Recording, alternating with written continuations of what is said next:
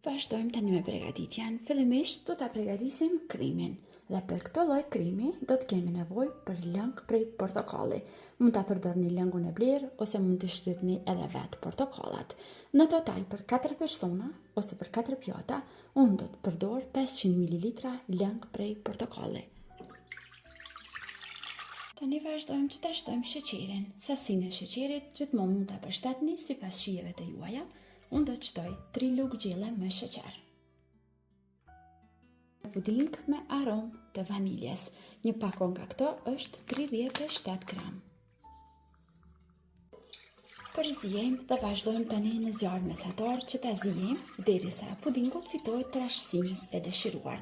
Nëse juve ju nevojitet më tepër, mund të difishoni gjitha mosat, cilat unë po i paraqes gjatë përgatitjes të kësaj recete. Pudingu është trashur, është zier mjaftueshëm, e largojmë nga zjarri.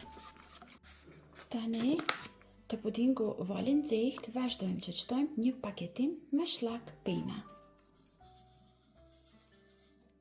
Dhe tani, vazhdojmë përzijejmë mirë, derisa shlaku penat përzihet mirë me pudingën dhe largojmë kremin anësh. Vazhdojmë që të përgatisim pjesën tjetër të recetës.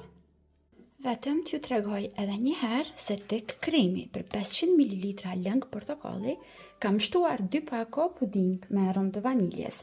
Nuk e di pse kur e kam shtuar në atë moment kamera nuk më ka funksionuar. Për atë arsye po ju tregoj edhe një herë këtu, por gjithashtu do ta shënoj edhe tek përshkrimi poshtë videos. Do na duhen 200 gram biskota. Mund të përdorni çfarë do lloj biskota që keni dëshirë. Unë po përdor këtë radhë biskota integrale. Dhe do t'i bluaj në blender. Tani do të kemi nevojë që të biskutat të shtojmë çokoladë të shkrirë.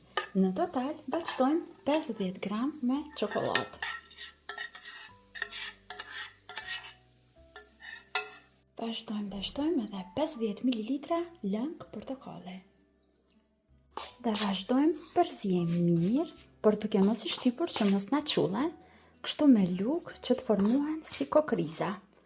Pra, pa aromën e portokallit dhe pa çokoladën, nuk do të mundemi t'ja japim atë shijen unike të jafa keksave. Tani marrim gotat ku do ta shërbejmë ëmbëlsirën dhe vazhdojmë në fund të shtojmë nga përgatitja e biskutave që e bëm gati. Do të shtoj nga 2 lugë gjelle. Vazhdojmë që sipër biskutave të shtojmë nga kremi që e kemi përgatitur.